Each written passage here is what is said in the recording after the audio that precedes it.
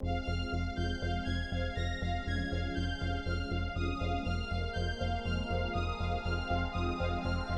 and welcome to Strange Generations, a nightmarish journey through the shadows of America, one generation at a time. This is episode 1 of our third arc, which is kind of, I guess, the first of going to be a series of 3 episodes connected to another 3 episodes. We're going to check in on the same characters, and these first 3, they're going to be little. And the second 3, we'll see what they're like when they're all growed up. But that's not to come for a little bit. Right now, we're focusing on how they are when they're young. So first, let's go ahead and meet the players, meet the characters, and I'll give kind of a little introduction to the world, our 1950s big city setting, and then we'll start talking about how these characters get to know each other. One of the many things that Kids on Bikes, the system we're using, does so well. But let's just start going around with a real quick introduction of who you are and who your character is. I think we'll start with Kat. Hi, I'm Kat. I am playing Rosie Walsh, a 12-year-old from the wrong side of the tracks. She doesn't like to talk that much at school, and when she does, it tends to get kind of aggressive. She's been diagnosed with behavioral problems several times and was nearly held back in school. Her only real advocate at school is the music teacher, which people find to be odd because nobody's ever seen her take a music lesson at school. Outside of school, she tends to hang out in Knockabout Alley, doing various juvenile delinquent activities, preparing for a life of disappointment and crime. She doesn't really have much of any hopes, but she doesn't have any way of articulating it. So she's just kind of one of those kids living on the dark side of the 50s, you know, like it's stuff that gets romanticized in things like Rebel Without a Cause, but really most of those kids came from poverty and weren't living good lives, and rebelled because everything around you in the Eisenhower era was supposed to be so perfect and wonderful. And, you know, if you're not one of those kids living Leave It to Beaver, you start getting really mad about it. And, you know, I think that's really where she is. And she has secret talents that I think I just hinted at, but, you know, we'll be getting more into later. Well, that's a really great, really well done character sketch. Yeah, that's awesome. Okay, after that, very happy to be joined by Nick. Hello, everyone. Today I will be playing Sean Hackett, 12-year-old gangly little ginger kid who doesn't really socialize very much. He's just he's the loner of the school is usually, but he doesn't really hang out with anyone all that much. But the one person that he does hang out with is the good Reverend Kelly, because Sean met him because his parents are Catholic and always took him to church, but he never really had much interest in it until the Reverend came in, and then Sean heard about all of his experiences and started listening to the Reverend's stories and got really interested in what he does and sort of his philosophies. And Reverend Kelly is actually the nephew of your character from the previous arc. Yep, that is correct. It's always very cool to have those connections there. Also joining us, very, very glad he's with us for this arc. It is Dallas. Hey everybody, I'm Dallas, and I'm happy to be able to play Oswald Wheeler. Oswald is a sort of a thin-framed little guy with wavy hair and glasses and a pretty much protruding nose. Always walking around referencing time and probability. You'd think he's not as, I would say, physically adept as you might think, but he likes to really calculate the moments and actually sort of use them to his advantages. Just making sure that, you know, the store clerk has turned around for the exact amount of seconds that he can get one free gumball, you know, things like that. Oswald really enjoys probability, but also fears the probability of walking home after school, because that's when the adults are still at work. And not too many of the people are watching out for kids like him. Whoa, sounds like you and Nick's character are similarly in the Poindexter Club, you might say. All right, well, I can see if we're gonna get anybody thrown into lockers, wedgies delivered, that kind of thing. Let's also welcome our other player. Delighted to have him here. It is the wonderful Marvin. So hey, I'm Marvin, and for this game, I'm going to be playing Jordan Mays, a proud member of the Junior Lions Brigade Boy Scouts. I am going to sound so out of place with this group dynamic. But yeah, Jordan is, you know, a Boy Scout. It's not exactly his choice, though. His parents always wanted him to have some kind of survival skills, just in case they've had to get out of the country or their neighborhood kind of fast, in case the clan moves in and it's like, you know, shit goes down. But Jordan actually enjoys the whole thing. Enjoys being out in nature, he's just learning what he can do to survive and just being away from people. And also kind of gives him a closer connection to his great uncle Isaac, which his family doesn't talk about too much. Whoa. Especially Grandma. It's like every time you mention Grand Uncle Isaac, it's like, nope, don't talk about him. He's brought enough harm to this family. Whoa. Another great connection to a character from our previous arc. And I should say that, you know, former Boy Scout myself, a nerdy Boy Scout is not at all odd. not in the least, judging from my experience there. Okay, so before we get going with the intro, I just want to do a real quick kind of content warning. Is that this arc's going to reference things involving like the MK Ultra program. And it will sort of obliquely reference like human experiments, including like the Tuskegee experiments, which are all like pretty, you know, grim, horrific things. So I just want to put that out there. Feel free to, you know, throw the X card or let me know if anything's getting a little making anyone uncomfortable. We need to shift gears a little bit. Just want to, you know, make sure we're all clear on that point there.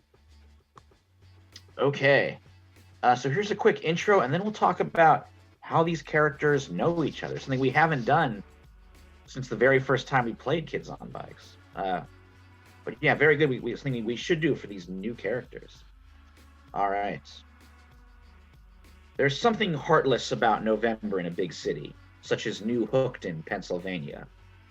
Snow has just started to descend, forming a muddy, slick crust around the edges of crumbling sidewalks and frosted tenement windows. Dead leaves gather everywhere, forming brown piles below skeletal trees in the park, and join old newspapers and candy wrappers in the gutters and alleys. The colorful Christmas decorations just beginning to emerge in the big downtown department stores are makeup on a cold, dead corpse. In the Bend, New Hookton's poorest neighborhood, it's shaping up to be a bitter November indeed. These are boom times for America, the post-war boom, where there's a white picket fence around every lawn, but it hasn't reached the Bend. Here, people dread the end of the month and fear the headlines. They watch the skies for Soviet A-bombs and spacemen. Today, you'll see one of them. Okay, so with that little bit of foreshadowing, let's talk about how the characters know each other. This is a really great thing that Kids on Bikes does, where all the characters live in but I guess if you wanted to, like, you could do the game in a small town, which is sort of how it recommends doing it. But I'm doing it in like a neighborhood in a big town. But the thing about those neighborhoods is that even though it's surrounded by a big city, everybody knows everybody. And we're going to say your characters most likely either know each other or know of each other. So we're going to go, so you're going to need a D20. When I call on you and mention the other players, let me know if you have a relationship. Let me get to the right page here. Come on. Here we go. Oh, sorry, guys. Why is it not bookmarked? Perfect. This is the problem with I have too many bookmarks. Here we go. A relationship that is positive, you know them and like them. A negative relationship, you know them and dislike them. Or a neutral relationship for someone you don't know, but you've heard of them. You know their reputation. So let's start with Nick. And Nick, we'll start with you and Rosie. So, Sean Hackett and Rosie, do they know each other? And is it positive or negative? What do you think?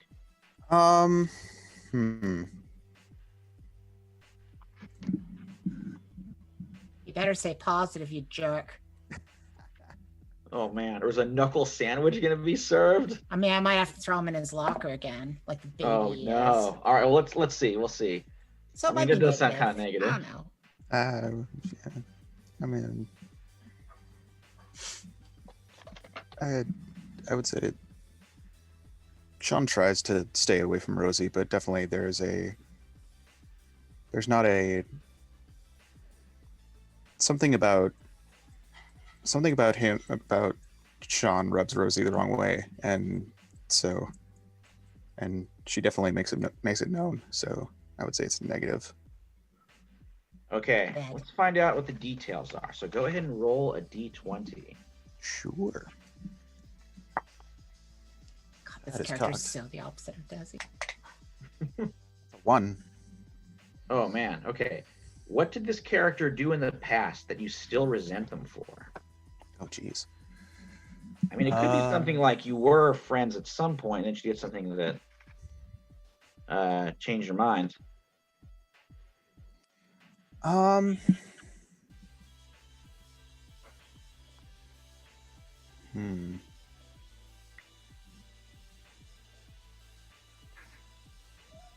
So something she did that you still resent her for. Yeah. I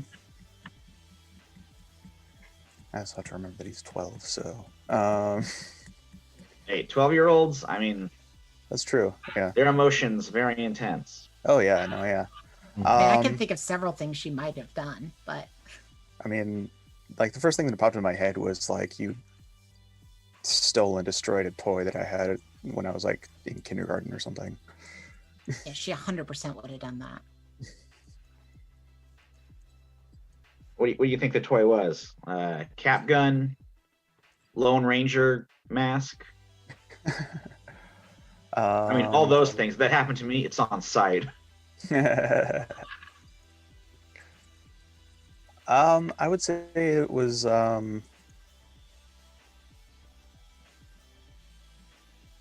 Jeez, my brain is not working well right now. It was like it was one of those like wooden cars that like you would get as a kid, like you just sort of Pinewood Derby, Pine Derby. Not exactly, because yeah, it's just sort of like maybe not like like one of those like stereotypical like kids cars that you would see.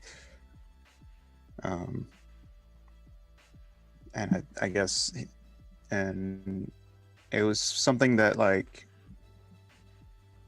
he got from his parents, and like he really enjoyed like playing with, and like was his favorite toy, and like Rosie just sort of like grabs it and just smashes it to pieces. Oh, that's rough. Whatever, it was like forever ago and he needs to get over it. It was dumb anyway. His parents probably don't love him as much as he thinks. Whoa. All right. Well, so that takes care of your relationship with Rosie. How about Sean and Oswald? What do we think? Positive, negative, or you've heard of him?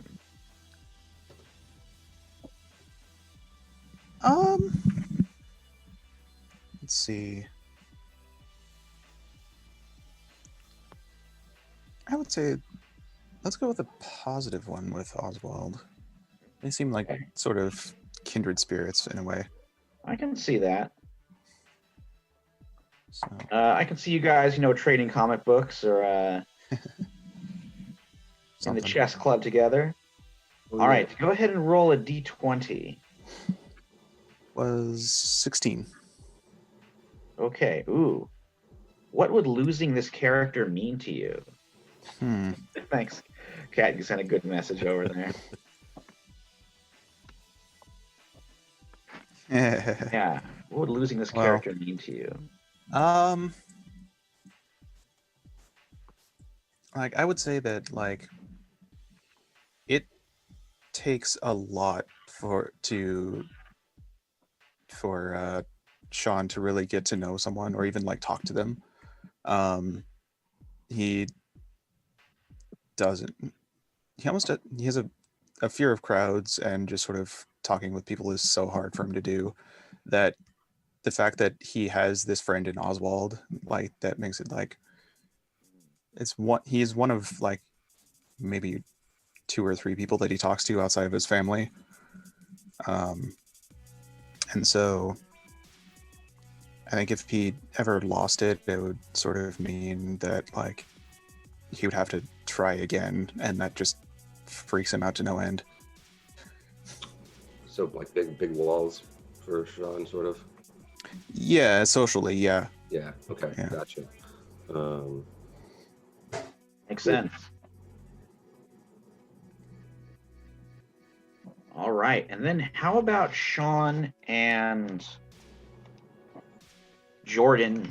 Sean and Jordan. Positive, negative, or you don't know him? Quick question. What's the general age bracket of everyone? Because Jordan's 9. 10. No, Sean's 12, but Yep. Bubs is 10. 12. Yeah. 10 and 12. Okay. All right, you'd all be in the same mixed age cohort if you were. Yeah, I figured we were all going to be junior at high certain age. schools, I guess, but yeah. you still know each other. The neighborhood kids run together. If you think so, though. I would say with Jordan,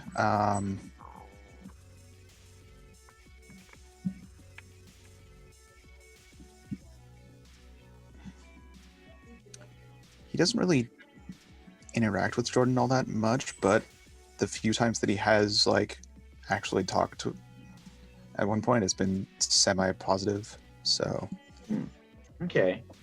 So you think it would be in the character you don't know, or should it be positive? Because the positives do require you to like. Actually, none of them. Yeah. Yeah, they're pretty deep. They're pretty deep things here. Sure. Then we'll Kind of more of an acquaintance, I would say. Yeah, we'll do neutral. Sort of don't really know him that well. Because I could probably just go to Sean. Hey, Sean, and then just walk off. It's like, know the guy, but don't really know him. Yeah. All right, go ahead and roll a d20. 17, which is an interesting one. What do you hope to learn about this character to manipulate them? Hey, you can manipulate him for good. Yeah. Yeah. All right. What do you want to learn about him?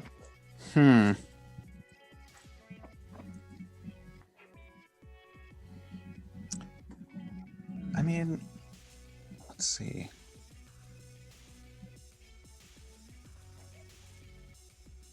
I mean, I know Could be he's something to like do the with his yeah great he's a scout and like always enjoys the great outdoors, and like I think more recently with hearing all the stories and that from the Reverend and about these different monsters and stuff like that, and some of the adventures that the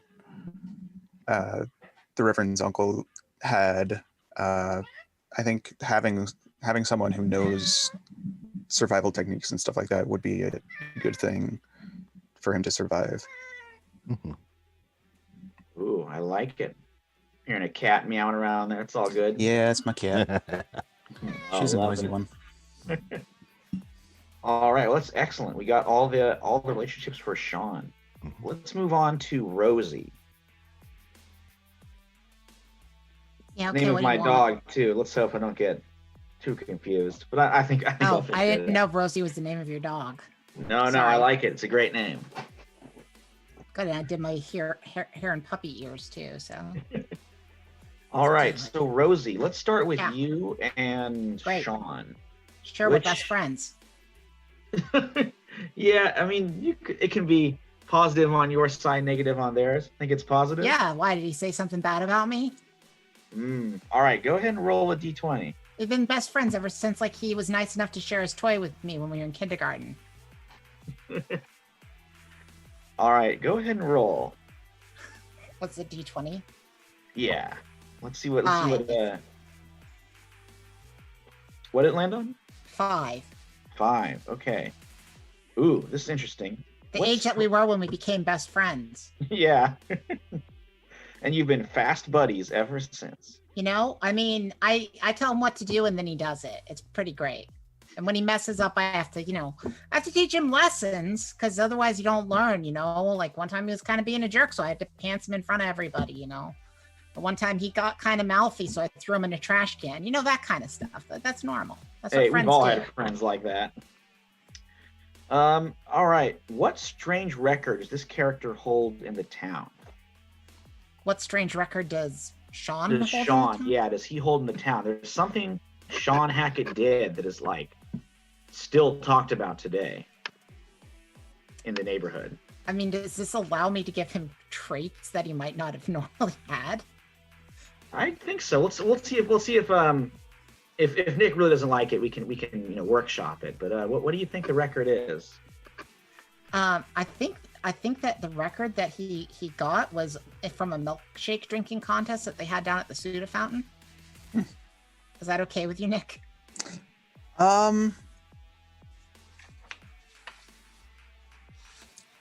It goes a little off kilter with his fear of crowds, so I don't know if he would actually want to be in this contest where people would be paying attention. Do we want to roll a different one considering his fear of crowds? Anything that sets a record is going to require multiple people.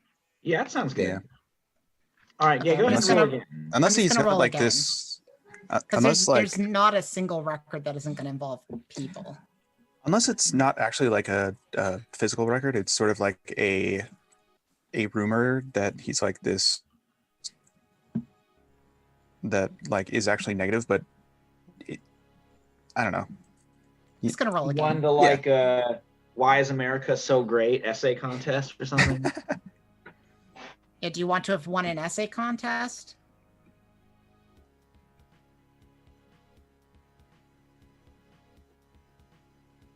Are you a secret poet? I'm just gonna roll again, Michael. Yeah, sure. Okay, yeah, go ahead Might and be roll better. again. Yeah.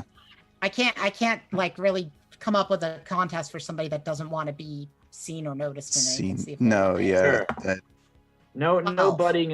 What's that hot dog eating guy's name? oh, jeez. All right, so what's the other roll? 12. 12. Okay, this is a good one. Why do you have a bond with this character that can never be broken? Oh yeah, well, I mean, the bond with him is based around the fact that he'd be entirely lost without my guidance. Okay. Yeah, other kids would be beating him up and treating him mean if I wasn't around. I really look out for him. You know, and That's I help make him tougher too. You know, because the world isn't always going to be nice. That's what my mom always says to me. She says, you know what, Rosie, the world isn't always going to be nice for you. You know, and if I don't help you learn that, then other people are going to take advantage of you. And I don't think anybody ever told Sean that. I like it. All right, that covers you and Sean. How about Rosie and Oswald? Isn't he that like little baby that wears all that Boy Scout crap? That's Jordan. Oh, okay. Okay, sorry. This is the kid who's always thinking about something. Yeah, I don't like him. Ooh, okay, negative. Yeah, he's stuck Go up. ahead and roll a d20. Okay. 16. How far would you go to make this character suffer? This is a mean question. That But is what do you mean. think? I mean, if he's a pencil neck. Are we talking about like beyond the time that I blew up his locker? Ooh, I mean that definitely causes suffering. That wasn't funny. My parents had to replace those books. Man, you can't prove it was me. Yeah. I don't know, put that big brain in forensics, rather than like just accusing people of things. I'm sure your parents can buy you plenty of other stuff, right? You come from a loving home, don't you?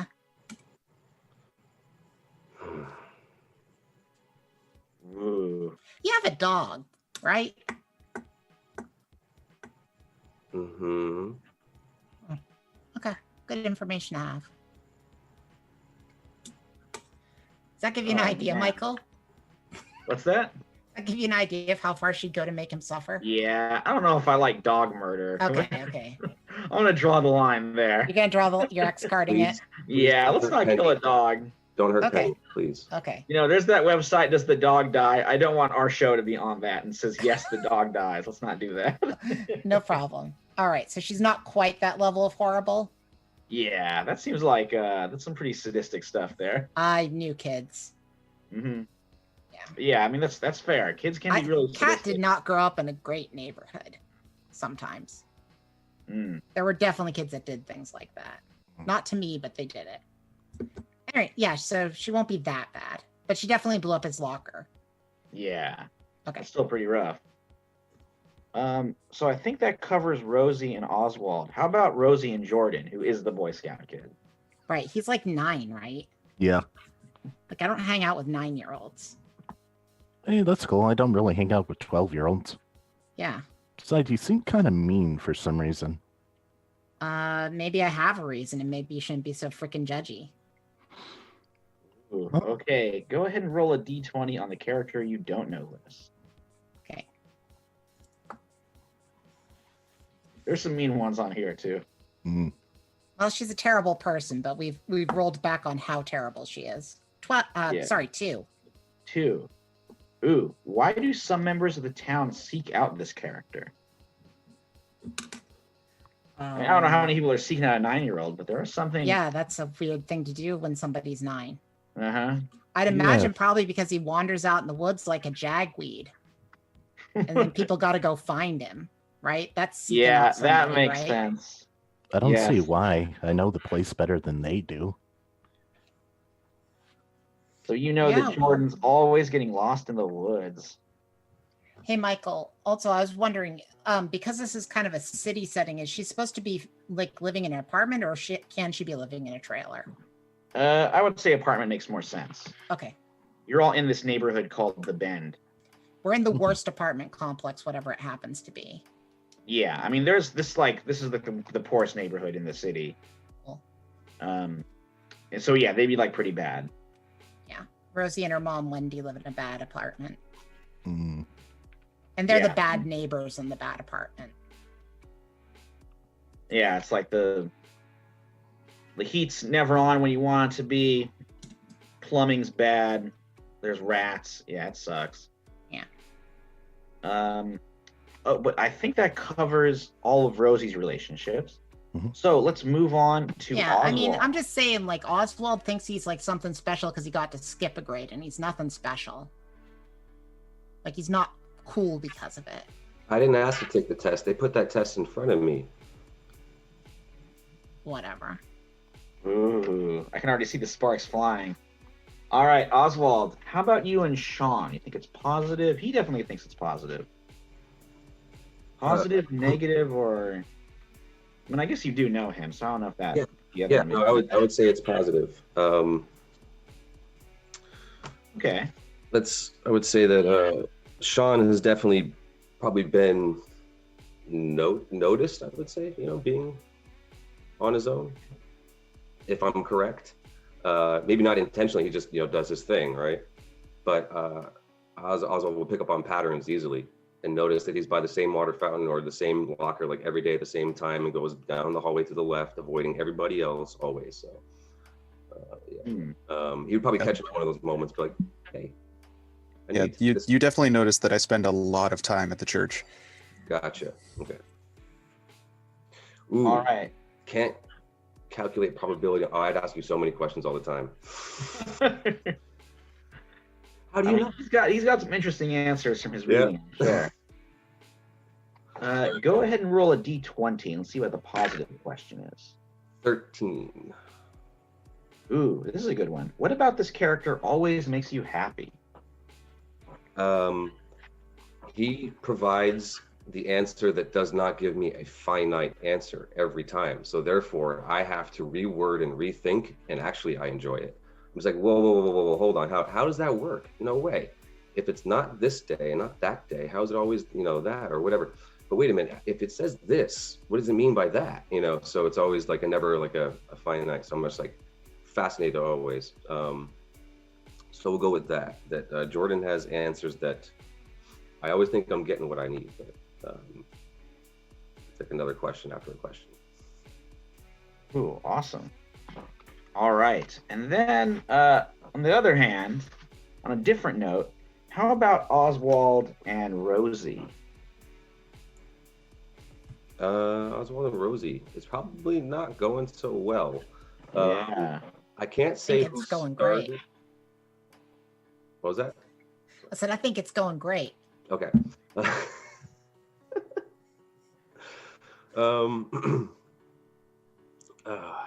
Sounds like a roll in the negative. Yeah, it's probably going to be.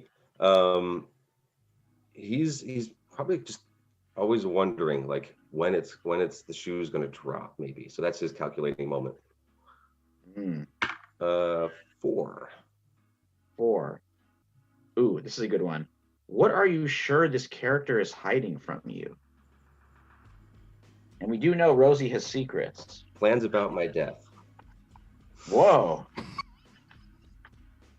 I'm sure that she is working slowly towards this. First it's the locker, next it's going to be like the bike, then it's going to be, something else.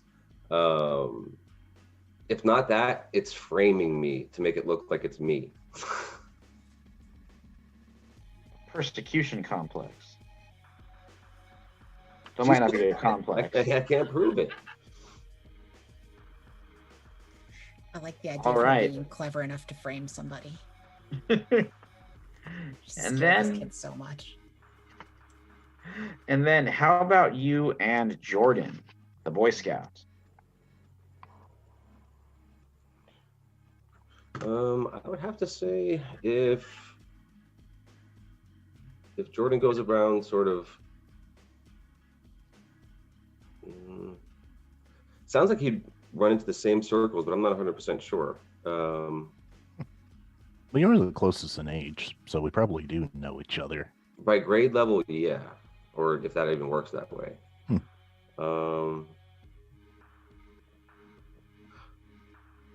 Oh yeah, I hope you don't mind that I skipped your character forward in grade, Dallas. I just.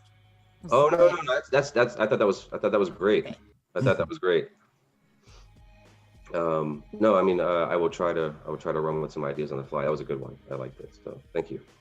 I think Jordan will probably end up being positive unless he's more of a loner than I thought, but I don't think so, right? Not really, no. I kind of like talking to people. It's just, I like being outdoors more.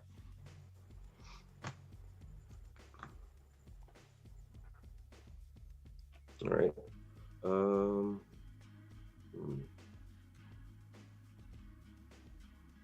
Yeah, we'll go with that. Go with positive? Okay. Yeah, I think so.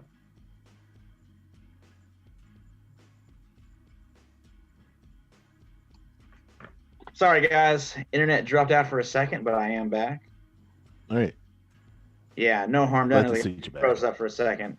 Didn't I was even like, oh, notice you were internet. gone. It's all good now. What was the last thing? I remember you saying that you and Jordan were talking about how you might be in the same class, and that's how you could know each other.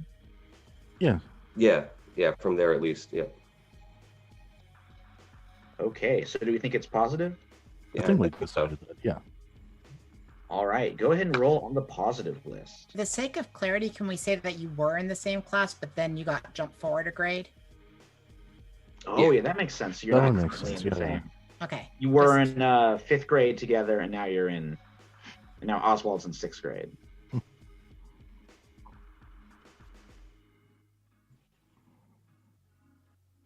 All right, so that's a 6. Okay. I think this is one we had on our last arc. What role did this character play in the best day of your life?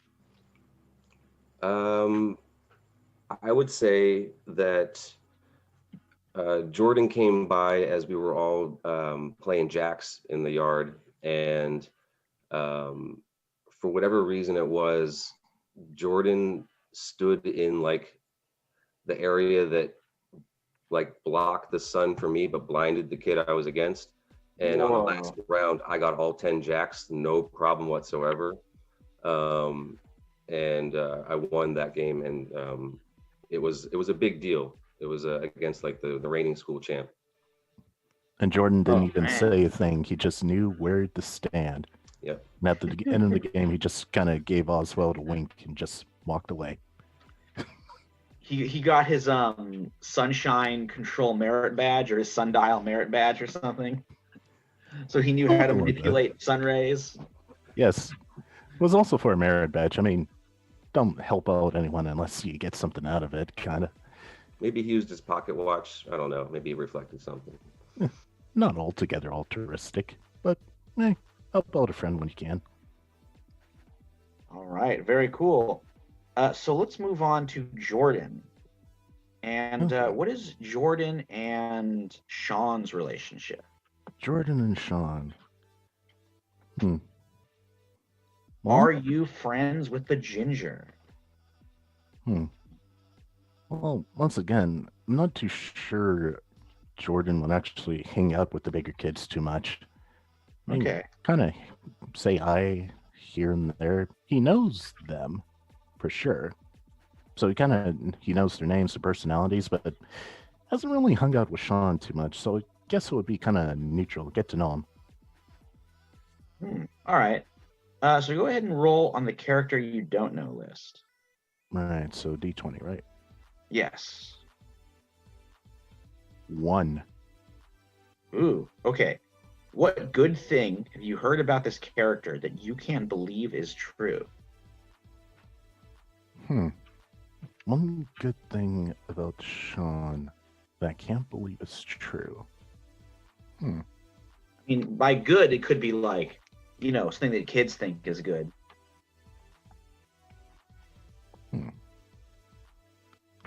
Which could be like, he can flick his boogers with pinpoint accuracy kind of thing.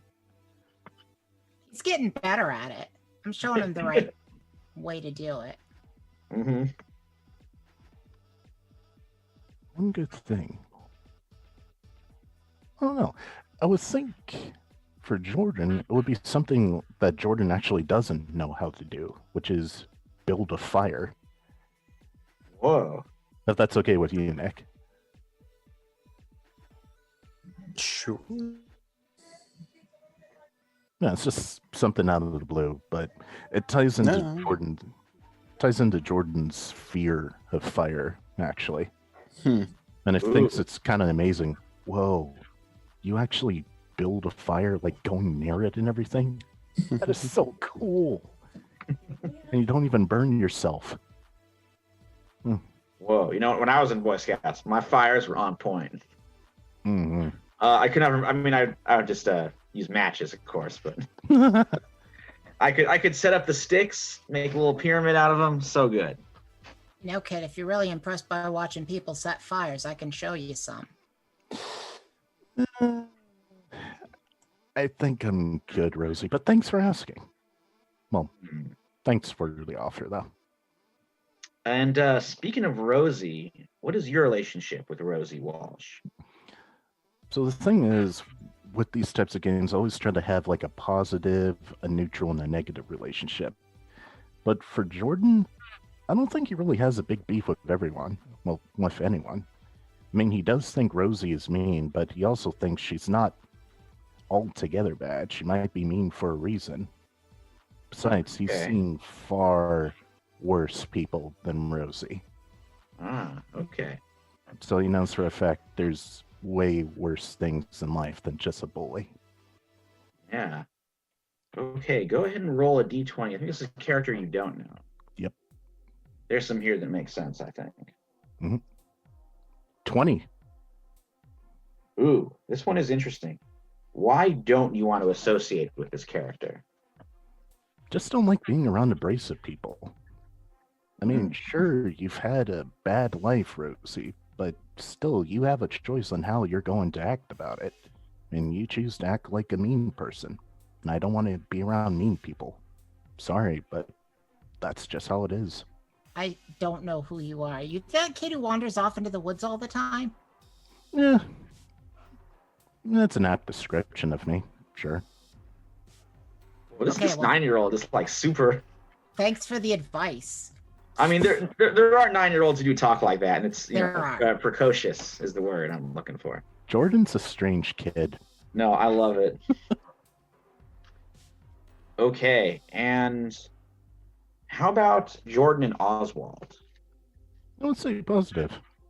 Like we mentioned, they're the closest ones in age and hung around with Oswald before, helped him win that game of his. Oh, yeah, the Jacks. So, yeah, all right. Go ahead and roll on the positive list. And that's a 2. Ooh, okay. What do you admire about this character but would never tell them? Also, it goes around sometimes and kind of takes things that isn't his, right? I mean, it's all for the good of the good. I'm sure he's known to pinch the odd gumball, swipe an Abba Zaba, Hershey's. Well, Jordan sometimes wishes that he was that bold, that kind of audacious. He had that audacity to just do something like that instead of always being by the book. Wasn't exactly his choice to be in the Boy Scouts, even though he enjoys it.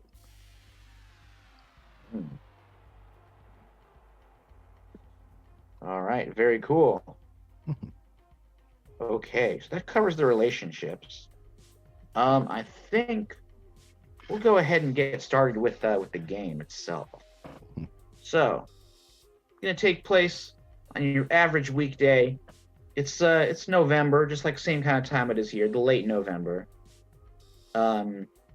School is out. I think all you guys probably go to the same school. The kind of elementary, junior high is all in the same complex in the Bend. And as you guys are heading out, you're gathering your book bags, your bikes. Time to head home. Start working on that homework. Probably not. So I'll just ask, are you guys all together? I finished my homework at lunch. But, yeah, of course. That's the way to do it. Are you guys all hanging out together or kind of apart? I mean, I'm going to Nocturne. So whatever anybody else does, or Knockabout. I'm going down to Knockabout Alley, so I don't really care what anybody else does. Okay. Is that like on a typical route? Probably to where we'd be heading? I mean, Knockabout Alley is a good way to get a quick shortcut to most of your apartment buildings without having to risk the streets. So it could be worth it. By the way, her jacket is clearly not heavy enough for winter, and her bike is clearly a bike that she's had since she was probably about 7 or 8. I know what you mean. All right. Well, let me say this. As you guys are like heading towards the mouth of the alley, you spot one of your classmates. I would say he's in the same class as Sean, Rosie, and Oswald. It is Buddy Heller, who is I would say he's more on the geek side than on Rosie's side. He's got, crazy curly hair, spectacles, and is wearing like a rumpled cardigan. And he's known for, he's always got one of those like forbidden EC comics that he's smuggled in somehow. So maybe a big hit with a certain crowd. Right now, he's looking extremely excited. And he's like, fellas, you ain't gonna believe it. I saw a space alien. What? Look, just because you can spend a dime and get things that we normally can't get, by the way, let me see that. What are you talking about? Yeah, is this one of those ones where people got maggots in their eyes and junk? Oh, yeah, it's a good one. Yeah, it's like there's a severed head in the cover. Oh. Yeah. It's swell. But this wasn't no comic book. There's a space alien in the alley. He's in the dumpster. You saw an actual alien? Yeah, little green Martian. For real. You sure it wasn't a raccoon or something? Yeah, last time you thought you saw an alien, it was one of them fetal pigs that they were dissecting at the high school. Okay, but this isn't that. This is an actual, honest-to-God Martian. The probability of you drinking formaldehyde and dying instantly is probably 100%. I didn't drink formaldehyde. There was a real alien. I'm just telling you, though, if I go over there and look and it's not an alien, the last wedgie I gave you is going to look like nothing. I'm going to give you an atomic wedgie, okay? I'm going to give you one of them wedgies that it goes all the way up over your head. I've seen it. Hey, you can give me a wedgie all the way to the moon for all I care. There's going to be a real alien. Come on, you got to see it. Okay, just warning, wedgie on your calendar. Okay. I'll take that bet. He seems really sure of himself. I am sure I saw a space alien. It wasn't a raccoon. Mm-hmm. Raccoon's got fur. Pig. No, not a pig either. I know what a pig looks like, even a weird fetal one. Yeah, now. Well, come on. Okay, I learned from my mistakes. Anyway, come on, let's go see this space alien. Doesn't hurt to humor him. So he leads you guys into the alley, but he says like, oh, we just got to be a bit careful as you're like kind of crossing a T section. This is fireball territory. And in fact, as you cross over to this intersection, you see there are maybe about half a dozen of the 5th Street fireballs lounging around enjoying some underage cigarettes. And like throwing shattering beer bottles against the wall, enjoying the crash of glass. The fireballs are kind of a juvenile delinquent gang who terrorize the neighborhood. And you see their leader, Buck Buchanan, who's been held back like 3 times. I'm pretty sure all of you, except maybe Rosie, maybe even Rosie on some days when she was smaller, have lost milk money to this guy. You'd have to have milk money to lose milk money. All right, yeah, that's true. He probably wouldn't even bother. But I'm sure he's thrown an unkind word your way. Anyway. Yeah, he's cool. Oh man. So anyway, the fireballs pause in their beer bottle smashing activities. Buck Buchanan turns around. He's like a lean guy with a jughead hat. And he kind of stares you down. He's like, whoa, looks like the Geek Brigade's heading somewhere. Where you guys going? Oh, Rosie, I'm surprised he roped you into this. I mean, whatever. He doesn't know me yet. But I know Bucky. Know him real good. She looks at him. Yeah, well, everyone knows Bucky. Yeah, she looks at him with like young girl crush eyes. Okay. So he like swaggers a little closer, and he's like, "Yeah. So where are you going?" A direction. Ooh. Looks like little Cub Scout here's gonna crack wise at me, huh? I mean, it's the truth. Where else would we be going? Also Bucky, not this- hard. Bucky, this doofus over here says that he saw an alien, and I was gonna go razz him when it ends up being like a dead squirrel or some garbage like that. Still say it's a raccoon. An alien. Yeah, that's what he's saying. Yeah, seems like you guys are kookier than I thought. Better call up the men with white coats, you know what I mean. Well, I mean, Bucky, if you want to, I mean, I can give him a pounding right now just to show you I can do it. I mean, I'm pretty tough. he's like, Be the first time. ooh. Everybody wants to crack wise, huh? Just saying, you people like to throw your weight around. And I also think he's throw like, glass bottles around. I ain't cracking wise, Bucky. I'm on your side. you are, huh? You Yeah. see a sick glint appear in his eyes. And he's like, you want to join the Fireballs? I mean, you know, whatever. Sure. Yeah. Yeah, we got an opening. Oh, yeah? Problem is, this opening's not for a human. It's for a dog.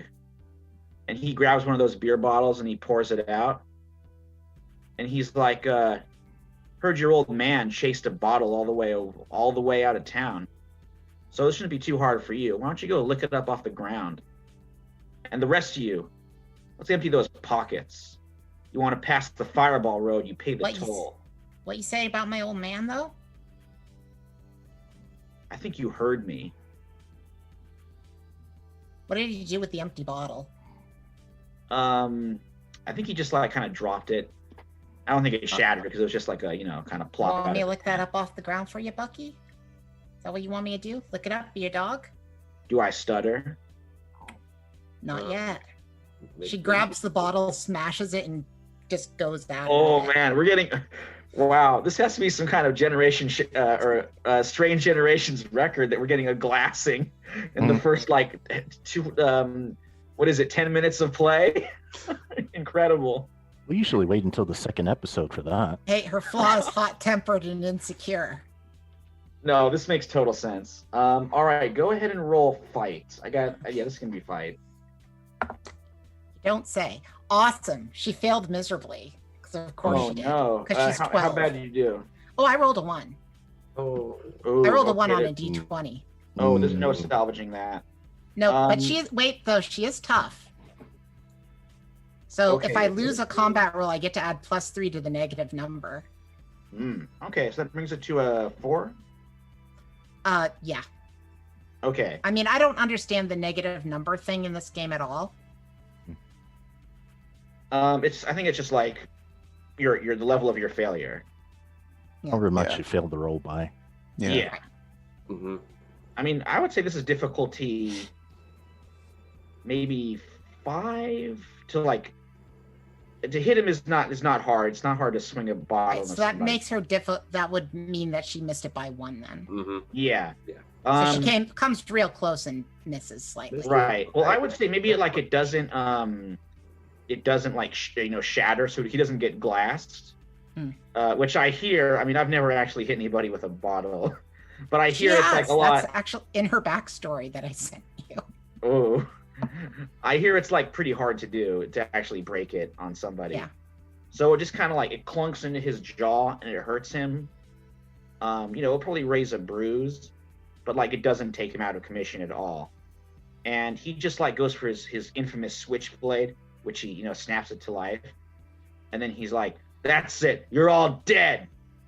At which point, Buddy is like, Be worse. "This way, hurry!" and starts running down a side alley. Yeah, I I pull my left pocket out completely, change jingles, and I run. There's like 2 dimes and a nickel in there. That's about it.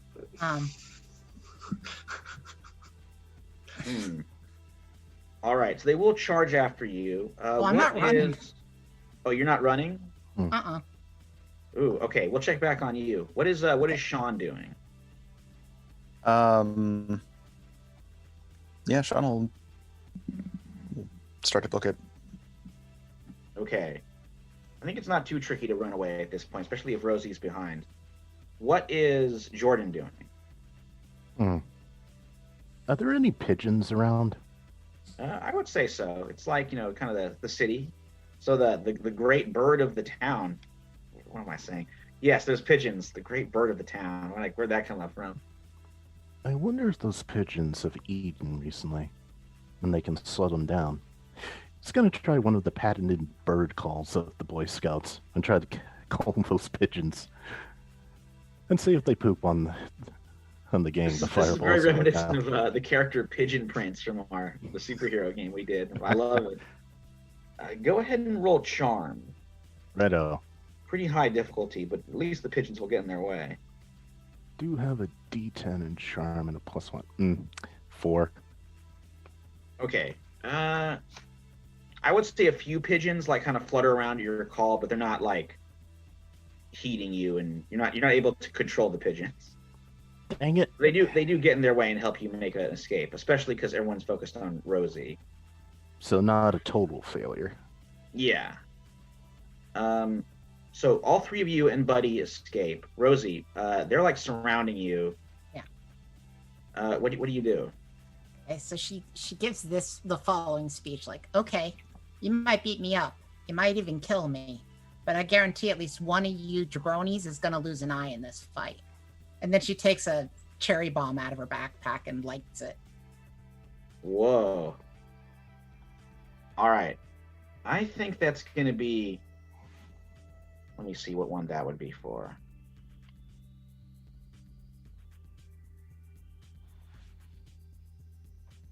I would go ahead and make that a maybe grit roll to like stare them down. Sure. She got a 4 on that. I'll spend an adversity token to make it a 5. Yeah, I think that will I mean, a cherry bomb is not hard to freak people out with. Yeah. Are you like just like holding it, or you like throw it down on the cement? She's like, so what do you say, guys? Which one of you wants to lose an eye? You? Yeah. Frickin' you?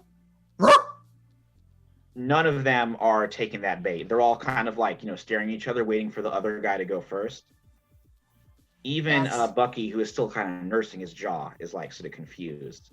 Yeah, that's what I thought, punks. Don't frickin' turn your backs on me. Think you're so tough? You ain't like dog spit. So I'm calling you guys from now on the dog spits. Frickin' punks. She like walks off and then just tosses the cherry bomb over her shoulder at them. Okay. They start like dashing for cover, and you guys hear the explosion, the crackle of the cherry bomb as you turn the corner, and you see Buddy has run to the edge of this dumpster, and inside, there in the dumpster, the creature is curled up like some forgotten toy. A pizza box encrusted with dried cheese forms a sort of blanket. Rotten tomatoes serve as a pillow. Limbs, a shade too thin, shift as a bulbous head pokes up over the rim of the dumpster. Pale gray skin marked with purple scabs and bruises. Huge eyes shaped like teardrops. A little mouth open to reveal square teeth. A gentle whimper leaves the spaceman's mouth, though spaceman isn't the right word. They're about the size of a 6-year-old and wear a tattered set of coveralls like a garage mechanic. There's even a name on the breast pocket sewn in gold thread. Charlie. All right, so this is the powered character. Oh, whoops, wrong one. I'm going to go ahead and put the powered character's traits into and powers. into the chat there.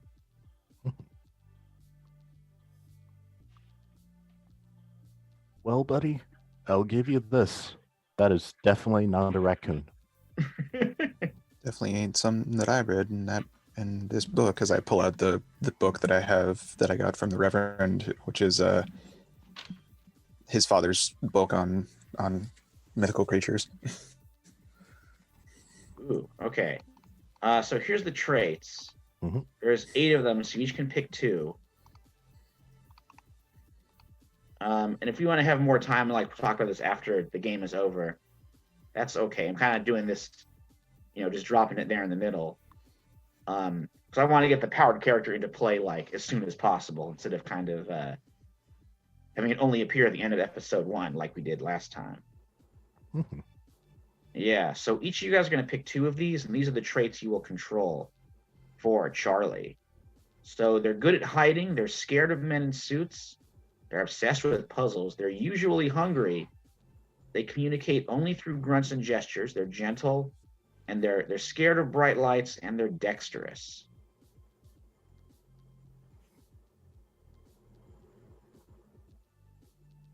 I'll take the Gremlins combo of usually hungry and scared of bright lights if nobody else wants them. Ooh, I like it. I'll go ahead and put the powers down too. I was going to take number 5, communicates only through grunts and gestures. That's a good one. And also good at hiding. Okay. So There's also 4 powers that Charlie has. They're able to control plants telepathically, able to control technology telepathically, heal by touching, and they can move objects with their minds.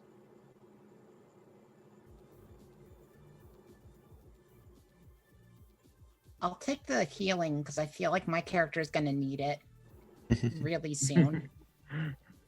Could I be. am in touch with nature, so I'll take control plants if nobody else wants it. Ooh, I like that. And of course, just like with our ghost boy from last time, they're going to have 7 energy tokens to use these powers. so I'll probably take about 2 and 3, scared of men in suits and obsessed with puzzles. So that leaves Dexterous and gentle. You want to switch up anything? No, I think that works. I think I can do that. Okay. How about, well, since gentle and dexterous are like just sort of skills, perhaps. I'll take the puzzles and dexterous. I had gentle last time, so I'm avoiding that. Oh, okay. So, I will do this scared of men in suits, right? Or is Yeah. because you want okay. If you're cool, if not, I'll switch up other things. I just didn't want to take the gentle again. That's all. Sure.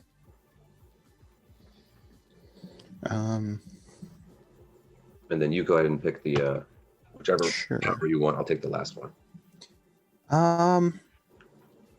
We still got obsessed with puzzles. Yeah, I grabbed that Yeah, one. Dallas has that one And dexterous. and the dexterous. Yeah, I have the gentle and scared of the men in suits. So, I think I'll do the move objects with the mind. Ooh, Okay. very cool. So I got tech.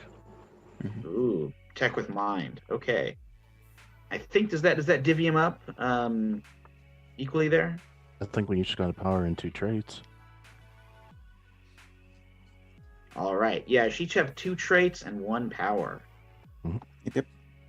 Okay, Did, cool. do you think so- Rosie Oh yeah, go ahead. do you think Rosie catches up with the group, or do you think that she lost track of them? I would say she arrived just in time to see this alien sort of crawling their way out of the dumpster. I don't think we went too far at all. Ain't that like the ugliest thing you ever seen? You guys want to smash it with a brick? Whoa, hold up! No, but did you touch it, buddy? He's like, I just said I gave it a look. Looks kind of like skinny, hungry. It also looks hurt. Yeah, we gotta get it somewhere safe. I know some basic first aid, but I'm not too sure it's a good idea to touch it. Yeah, I mean, Martians Awesome. might have different kind of. I don't know if you can put a Band-Aid on a Martian. You never know. Seems to be a living creature, so it could be similar. We can maybe you could just sort of cover up any wounds that it might have. I bet it's Something. worth a fortune. I bet we could sell it to the government. Oh yeah, I'm sure they're really interested in this one. I think at hearing that, I think Charlie just notices and just starts shaking their head Hmm. at the hearing of like selling to the government. Yeah, That's But probably he's like- I think it's got a nervous tick or something. but he's like, think no, I it's- mean, I think it maybe like came from the government. I mean, Charlie's not really a Martian name. Definitely not. Wait, how do Somebody you know must its have name's written that Charlie? on his outfit there. It's on his outfit. Oh, dang. So it's definitely not his name, but don't think we're going to be able to call him anything else. I guess that's the name the government gave him, or whoever was kidnapping him. Charlie's certainly stomach didn't seem like rumbles anyone nice. loudly. Oh, sorry. Is Go ahead, Rosie. I said Charlie's stomach rumbles loudly. Ooh. Well, one thing's for sure. We got to get him somewhere safe, and we got to get some food into him. Is the name tag have anything else on it, or the suit besides just his name? Like possibly where Give me the a brains. suit came from. Okay, Yeah, give me a brains roll. sure. My D8. That's a 2. Hmm. Looks like very common fabric. You can't find any tags or labels beyond the name. But you So- do find an adversity token. Yes, give I yourself do, an adversity token. Woo! I know a place we could take him nearby. They ain't gonna be open yet. That's But probably. he's like, you think it's place someone to go looking for him? I mean, not unless this little alien guy's a known jazz fan. I don't think anybody's gonna look for him. Who? Hmm. What do you got in mind? Well, I mean, I don't want to brag or nothing, but I know Doc over at the Crossroads Lounge. They ain't gonna be open for business yet, so we could take him over there for right now. And Doc's about the smartest guy that I know. So, I mean, if anybody knows what to do with an alien, it's gonna be Doc. That's Or- what I figure. Maybe the Reverend. He's got Sure. a lot of knowledge on these kinds of things. I mean, from what he told me, his uncle dealt with things similar to him. So maybe he knows something, or maybe he read something. I don't know. At the very least, I think a church might be a safe place. Not very many people go there during the week. I should know. But he's like, yeah, but they don't exactly have food in churches. Besides, like that, I don't know. What is it, you guys? You eat like little crackers, and then you drink grape juice or something? And that's- Yeah, I mean, there's gonna be food at the Crossroads Lounge. You know what I mean, or booze if this guy really likes to drink. I don't know. I mean, I don't know. It could be an adult that could like to party. Oh, if there's alcohol there, that could help with his scratches, all those wounds he's got on him. Yeah. I mean, I bet Doc's gonna want to see this because Doc's always talking about fighting in the war, and I bet he ain't never seen nothing like this before. Maybe, yeah. No, wait. I bet he's talked about Foo Fighters before that they used to see off the wings of the airplanes. All right, so it sounds like you guys are taking him to Doc's. Hmm. I mean, AKA Okay. the Crossroads Lounge, Yeah. which is sort of like a famous jazz spot inside the Bend. All right, so we'll cut ahead there. Are you guys just like hauling Charlie along? Are you finding some way to disguise him? Let's at least put something over him. Is he small enough to fit in a backpack? I would say so. He's pretty scrawny, or they're pretty scrawny. Poindexter, you never bring your homework home. I bet your backpack's completely empty right now. I have my important things in my bag. It's pretty much empty. So throw them in Poindexter's backpack. Problem solved. Okay. Oh, and we should say it is Doc Caldwell who owns the Crossroads Lounge. What did I say? I think you said Doc Cochran, which is a character from the TV show Deadwood. Oh, I might have written it as Cochran. So maybe the second. I don't know. I thought I said Caldwell. I don't even watch maybe Deadwood, I just heard it. So. You're probably right. Yeah, I guess I'm just, I'm such a big fan of Deadwood. Gotcha. Whenever I hear Doc, I immediately put Cochran in there. Brad Dourif's just great, amazing performance as Doc Cochran. Gotcha. Such a great character. Oh, so good. Anyway, all right. Well, thanks to you stuff the alien in your backpack. Bring him to the Crossroads Lounge. It is indeed not open. There's an old, kind of faded neon sign out front. Pretty nondescript location, but it's world famous for the music and the musicians that stop by. I come by here most days, so. So are you guys bringing him around the back, or?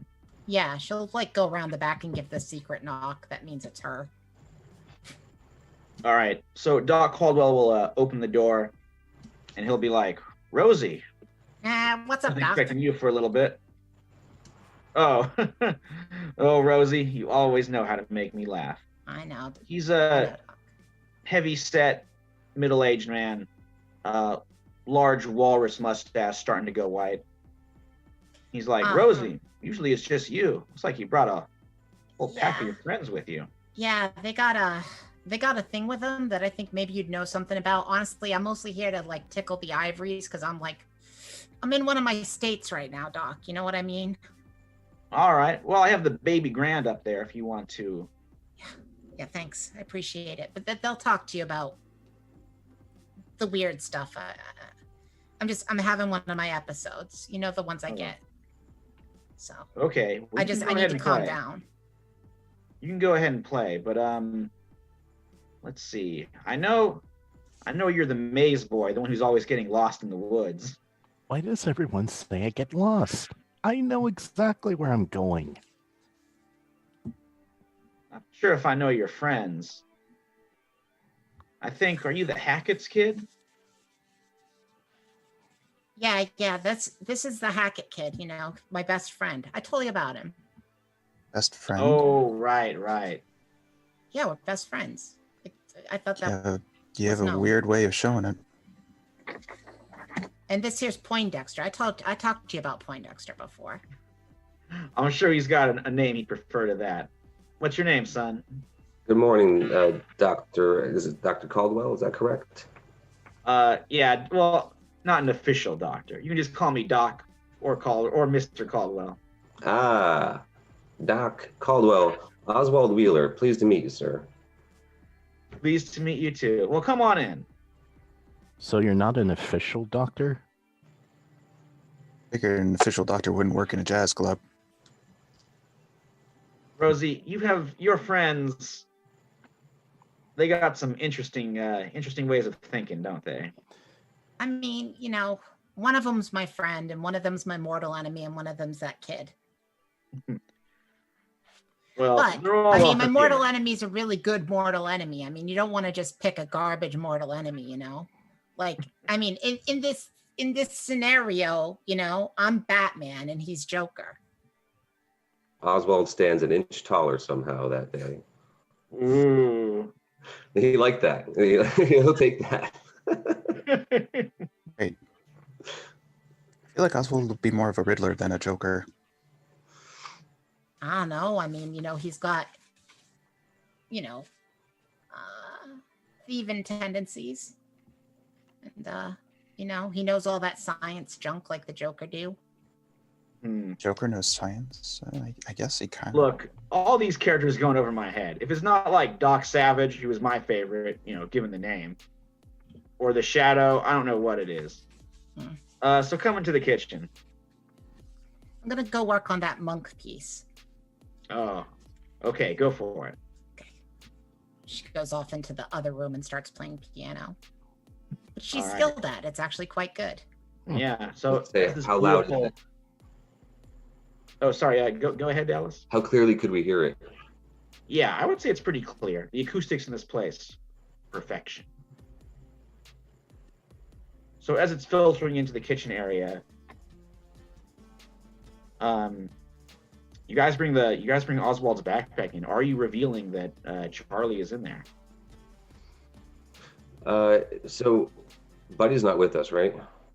I think he's probably with you. Or Okay. actually, Yeah, I'd say so. I mean, he's still worried about going home, of course, but And plus, He's willing there's to an risk. alien. What kid would not want to see the alien? yeah, he's definitely willing to risk his parents' wrath to hang out more with this alien. Gotcha. Then she Okay. introduced Buddy as some other kid. Yeah, he knows. He's sort of aware of like Buddy's father being a ne'er do well in the neighborhood. So yeah, I'll definitely say, well, Buddy found this, and then I'll sort of open that up to reveal. So Doc just like stares at it for a while, and he's like, "You sure that's not a pig fetus?" No, we checked. It's not a pig fetus or an alive pig or a raccoon. I don't It was think a so. raccoon. Does it respond when I'm Charlie? We've read the name, right? Does it respond?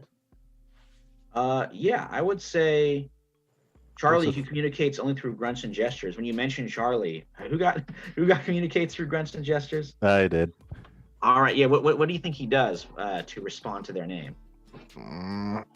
Because he's still gonna beat it up. It's like, and he waves to everybody. I'm gonna. Well, whatever they are, they seem pretty hungry. Let me go ahead and cook something up.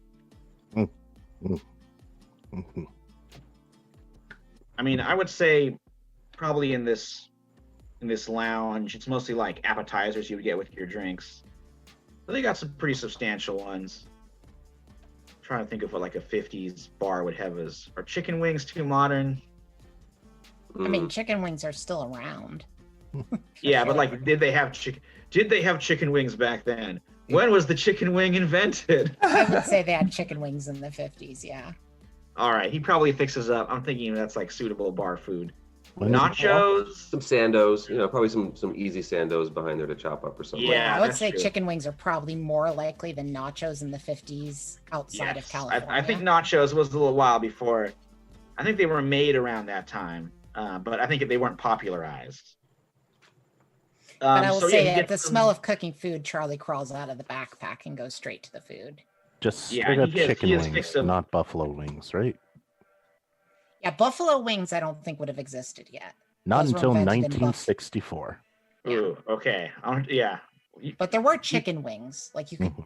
eat chicken wings. All right, that is awesome. I love this knowledge and the research you guys are bringing to this. I just did Google. Perfect. Yeah, so he has also fixed a plate for Rosie. Okay. She's right now she's working on playing Monk's Stream. So Charlie they just like devour that food. Maybe some telepathy comes into play. Yeah. Chicken wing is just floating up and like spinning around in front of his teeth as they like corn on the cob. Yeah, gnawing off the chicken there. And Doc is like, kids, you found this is like an atomic bomb. He's an atomic bomb? There's no way he's an atomic bomb. I'm This speaking looks like a little metaphorically. green person. Oh, sorry, Marvin, go ahead. He just looks like a little green person. I don't think he's explosive. Yeah, I'm speaking with a metaphor. His blood may be acidic, though. You Looks never like know. someone was. I'm not a doctor, despite the name, but it looks like someone was drawing blood out of him. Could be whoever gave him those bruises in that jumpsuit. Hmm. Could I look through the book that I was given and see if there's any sort of creature in that remotely seems like Charlie? Okay. Go ahead and give me a brains roll for this research. Or I'm not the How did- smartest kid, but it's a 4.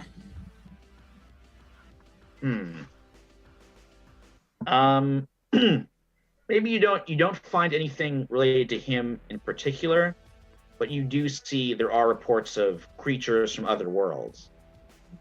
And it could be like other dimensions, so that's what Abraxas is from. Hmm. And Abraxas is mentioned a lot in the book because it was written by Professor Connor. Professor Kelly. Professor Connor Kelly, Or- yes. Yeah, who is not your grandfather. Sorry, I'm getting Yes. sorry, it's been a long day. The father of the Reverend. Yes, the Reverend's father. Yes. Sorry if, Yeah, if I so- confused you with this. Oh no, I'm sure like it took me a little while to get used to all the characters last time. So this time, forgive me if I'm calling you by like your old character's name or that kind of thing. But I'll get it straight in my head. So yeah, you know that like there are beings from other dimensions, but space aliens maybe not, at least in this book. Okay. Well, from what I've, I don't know. Could be something from another dimension. That's a thing, apparently. But I don't know if that's definitely not from here.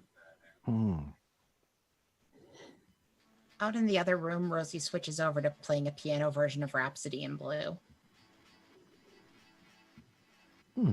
Sounds very nice. Yes. Doc says, "Yeah, Rosie. She plays it tough, but there's a lot more to her than that." Although I will know when it gets to the aggressive portions of Rhapsody in Blue, she really does hit those keys super hard. Sorry. Nope, she still sounds angry.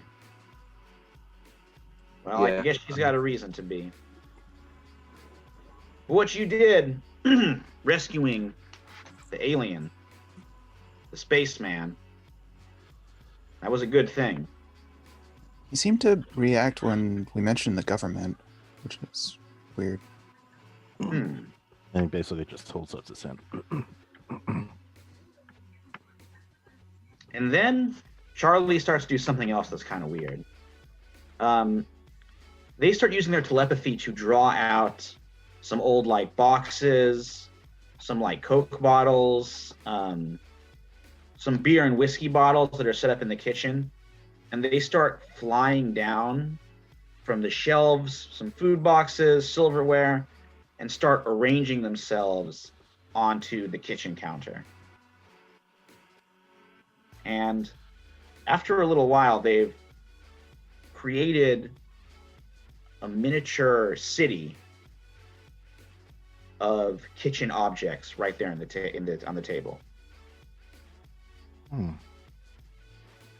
Do we recognize the city? It Chocolate. is New Hookton, is your city. About to say, yeah. Huh. Charlie, have you That's- seen this this city from like other places before? You have it very detailed. I would say Charlie, they point to their head, and then they point to one particular building in the city, one of the taller ones. And is that building known to all of us by a certain name or like a corporation that owns it? Or Doc Caldwell says, that's the Hotel Goodwin. Probably the fanciest place in the city. If I sold my joint took out a loan, maybe I could stay in one of their rooms for like a week. I don't think we can afford that for you, Charlie. Hmm. What? I don't think he wants room service. Could be there's something in there he needs to see, or they need to see.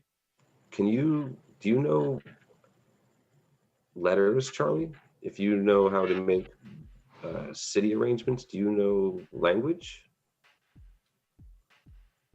I know he only grunts, but Yeah, just sort of kind of a little grunt. And they sort of move back.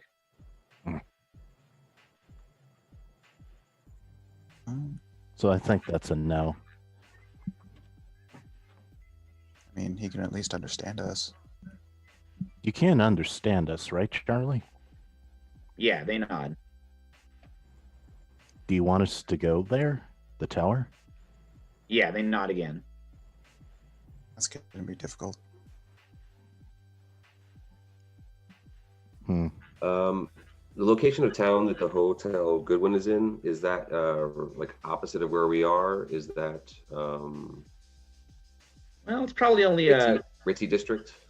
Oh, definitely. This is in downtown Hookton. Gotcha. Okay.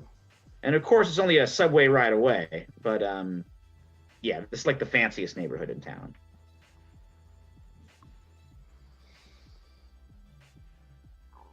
But he's like, look, if the Martian wants to go there, we got to go there.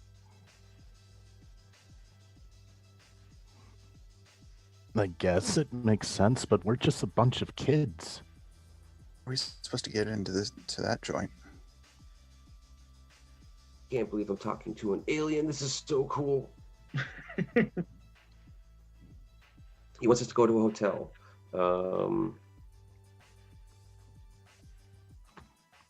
Doc's like, I could drive you, maybe, talk to the guy, distract the, what do you call it, the concierge, while you take the alien to the elevator. I guess so. We're not staying there. We're just checking out a room. Sure, just visiting. Look, I'm out of my depth on this. I know jazz, blues, and mixing and preparing drinks, and bar snacks. Well, I think we got to try it. Who else is going to? This alien. Oh, sorry. Go ahead, Marvin. Who else is going to? We're the only ones who knows about Charlie. Okay. My thoughts exactly. So I'm going to take a deep breath, pick up a plate, and walk carefully into the other room and set it down very carefully next to Rosie. Brave soul. Without disturbing her. And see if she notices at all. When you get into the other room, you realize that she's not even looking at the sheet music, that she's actually playing this piece from memory and crying while she does it. Rosie, do you think you notice Oswald? I mean, he's not being stealthy. Do you think you notice him? I don't think she notices, because when she plays songs that she loves from memory, she shuts her eyes. So she can just kind of be part of the music and not think about how much she just messed up and threatened a group of teenage hooligans because she was mad about them making fun of her dad. And not think about, how do I get a gun? And, all that other kind of stuff. Yeah, that's the consequences. Going through her head right now. Yeah, she tends to, she's hot-tempered and she does things before she thinks about what she did, and then she's also insecure, so after she has a blow up like that, she gets really scared about what's going to happen because of it.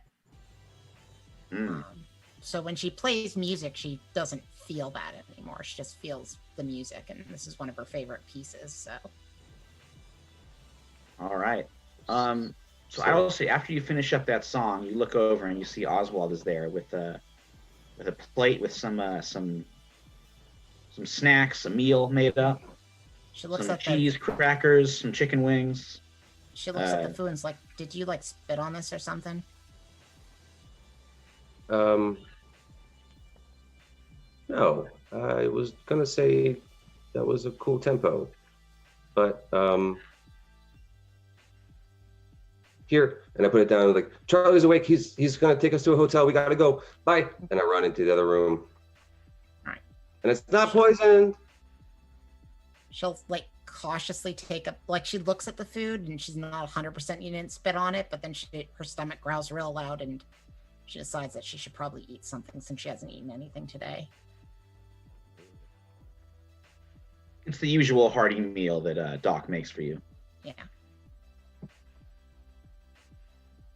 Yeah, that's All right. kind of why she comes around every day, is this is the only time she gets fed. Yeah. So, after eating, maybe everybody gets a quick snack. Charlie has also filled up their belly. You guys, Doc, like he said, you hop into his old rundown Chevy. Not a guy that drives too much, not much need in a big city like this. But he takes you uptown and brings you right over to the Hotel Goodwin. Towering marble white building. Inside, humongous lobby, fancy tile mosaic, big fancy furniture, all sorts of swells coming and going. Definitely, like, probably the fanciest place a lot of you have been in your entire life. Doc's like, why are we here? The alien wanted to come here for some reason. oh, in fact, I should ask, are you just walking in with Charlie, or are they going back in the back? They're in the backpack, I would assume. Okay. So you notice Charlie really wants to go to the elevator. All right. Let's go to the elevator then. Okay. Doc says, I'll talk to the concierge. Is there Don't anything stay too long. Is there anything like a piano in the lounge, Michael? Yeah, I would say so. Okay, guys, I think I can do a distraction for if you want to, like, just wait for me to start up and then make your way to the elevator. People love this baby Mozart crap. See, that's a cool thing you're doing, Rosie. You know, if you acted like this more often, people might like you. Who like me? Who doesn't like me? Tell me their names. There's Also- too many to actually count. Yeah. You All are right. a little abrasive. Rosie, I'm not sure I should have you roll to do piano. I mean, she's skilled at piano, which gives her an auto 9. Yeah, I think that's enough. I don't think you have to roll for something you're skilled at like that. Yeah. And a 9 is enough for this for sure. So yeah, you go over to the piano they have in the lounge and start playing. Definitely gets everyone's attention focused on that. And she also knows she's not going to be any good at sneaking around an alien. And, like, if they get in trouble, she's going to react to it the worst way possible. So, Okay, this is something that she can do. totally. All right, so because all eyes are on Rosie in the lobby, I would say Sean, Oswald, and I was going to call you Jordan. Jaden. That's wrong. Jordan and Buddy and Charlie make it into the elevator. She does put out a tip jar, by the way. Yeah, I would say you make some pretty good tip money. So Charlie pokes their head out. The button to the penthouse Okay. presses itself, and the elevator hums up.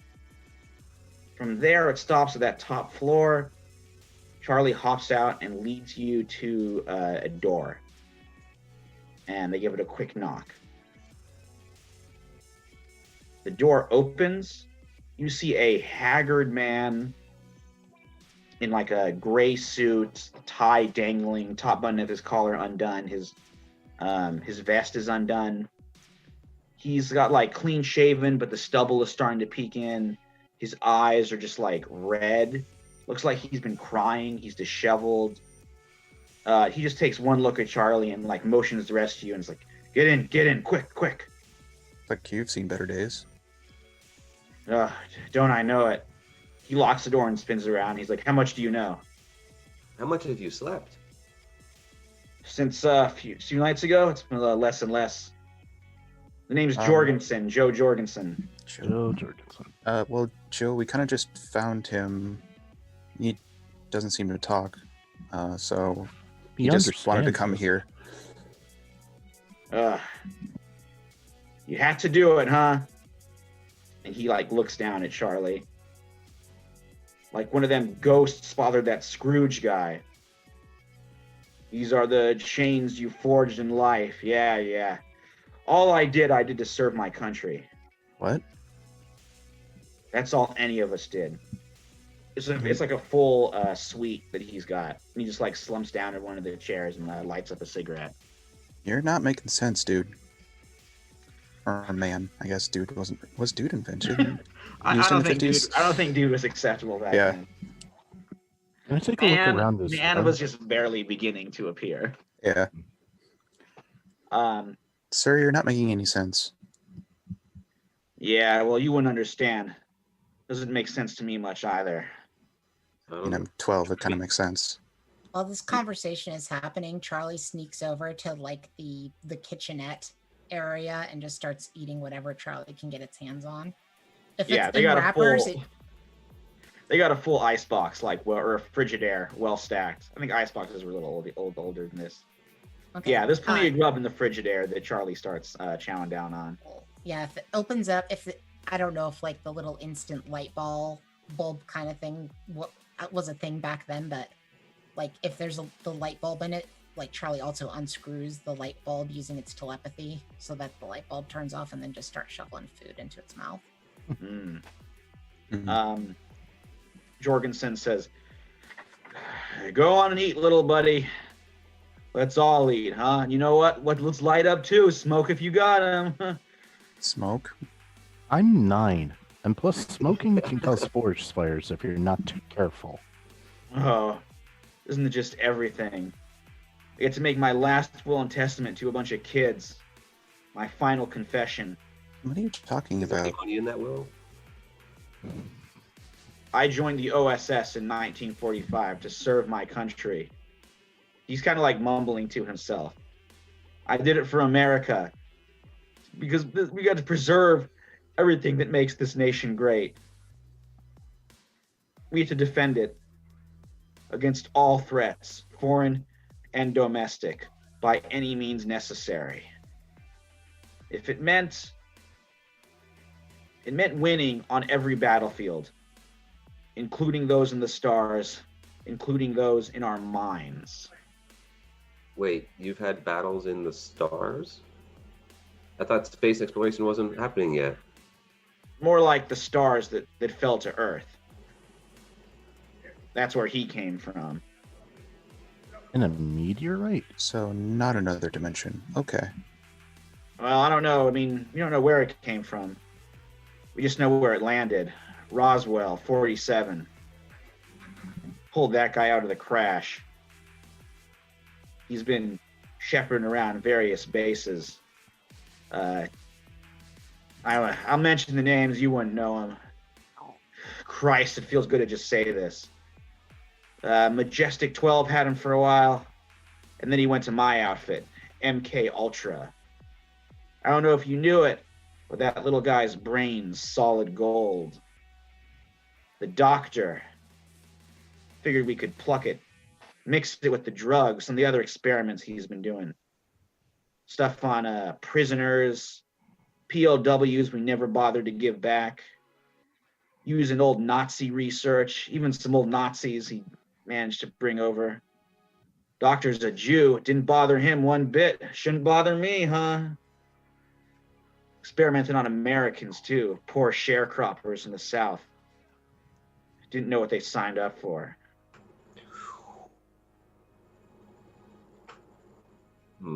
That'll definitely get you to hell. Yeah. I think this is the stuff Grandma doesn't want me talking about. Charlie said he wanted, or basically told us that he wanted us to come here. Why? What do we do? Find me. He's here. I'm here because that little guy knows about my guilty conscience. He knows that after a while, the doctor it got to be that he would just experiment on anybody. Didn't matter if you signed up for it or not. He would just go over and dose random people in restaurants, bars. He even dosed me. Just worked his magic on me for kicks. I don't know. It's gotten to a point that he's out of control. Okay, this is sounding like stuff that's way out of our league. I mean, I'm freaking 12. What are we supposed to do? Yeah, about well, this? you're here. Look, you can find someone who knows about this thing, knows about this stuff. Not someone in the government. Do not go to the government. Do not call the police. Well, Charlie's Keep definitely that one afraid of that. safe. Rosie, we're going to check back on you in just a second because there are going to be some visitors in the lobby. And then what you really got to worry about are the ones who come looking for that little guy. The ones in the dark suits and the sunglasses. Suits and sunglasses. Dark suits and sunglasses. Well, this is not. Please, you're all he's got. I mean, I thought the worst thing that I would have to deal with might be an Abraxanite, but no, this is some weird stuff. Abraxanites? How'd you know about that? He's This been book telling here? me about that. Another thing Grandma doesn't want me talking about. Sean Maybe knows a this- lot. You should talk to maybe Sean. I mean, Charlie- I just read this book here that the Reverend gave me. Maybe Charlie picked you for a reason. Just then, you guys hear some footsteps coming down the hallway. Jorgensen says, "Here, go into the bedroom there. Go in, close the door, close the door. Take him with you. Take them with you." Would Charlie prefer to hop in the bag or no? I think Charlie's got a bit of like the itis right now from eating too much, so you're probably just gonna need to jam Charlie in the bag. He's on the floor with the belly just out. Yeah, with the belly Oh, yeah. distended. Food coma. Let's grab him. Just Yeah. in there. Oswald, get It your weighs back twice open. as much right now. All right. Just shambling. So you get Charlie into the side room there, and then you start hearing this. You're able to sort of watch from the side of the. You can kind of peer out through the slats in the bedroom door there. A distorted clicking comes down the hall. A step, and then another, slower. Joe Jorgensen throws open the door. "Dr. Baumgartner!" He lets out a nervous laugh as he opens the door and lets in the stoop-shouldered, club-footed little man in a navy blue double-breasted suit, accompanied by two massive dark-suited goons. I was hoping we could talk." Dr. Baumgartner gives him a friendly smile as he limps to a chair. Of course. He sits across from Jorgensen. "Please, what's on your mind?" Nervous laughter. "Well, it's what we've been doing. The program. I have concerns." "You do, Joe." Dr. Baumgartner draws a gold cigarette case and lighter from his coat. Understandable. He pauses as he lights up a coffin nail. "Bad for your health, you know. Very bad. And yet, we can't stop, can we? No more than we can stop the tides." He puffs smoke. "You have concerns? Well, Joe, that's quite all right. I understand. Now, why don't you go jump out the window?" Jorgensen's face goes frozen. His eyes bulge as he walks the sill in the corner. Tears are streaming down his cheeks. Dr. Baumgartner takes another drag as Jorgensen opens the window and scrambles his way out. He doesn't scream as he falls. All right, so Oh, that's mental scarring. yeah, it's pretty horrifying. I think I might have each three of you. That's a good point. Let's have all three of you roll grit and see how you're doing there.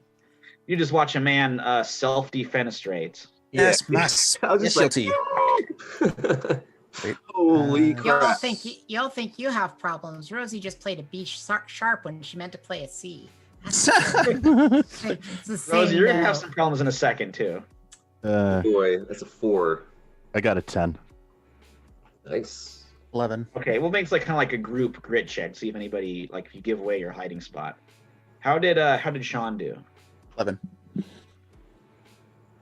Maybe like Oswald starts to like scream, and then We cover his mouth. Yeah. Yeah, my head's not enough. I'm like,